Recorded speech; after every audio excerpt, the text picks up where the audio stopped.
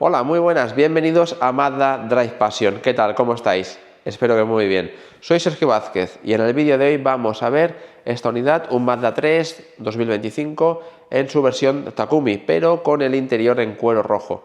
Recordad que la versión Takumi es la más equipada en la versión de Mazda, en lo que es la gama Mazda 3. ¿Y por qué rapidito? Porque hace muy poco subimos un vídeo con la versión Takumi en cuero negro. Entonces vamos a ver esta versión con el exterior Matching Grey, es un Skyactiv-G de 186 caballos con su interior en cuero rojo. Espero que os guste y le deis ese botoncito que tenéis por aquí abajo que pone suscribirse para seguir nuestro trabajo y estar totalmente informado sobre noticias Mazda, tutoriales y reviews como la que vamos a ver ahora. Y si además queréis que os gestionemos la compra de vuestro Mazda, al final del vídeo os pongo nuestros datos de contacto para cualquier consulta y acompañaros en vuestra compra. Dentro vídeo.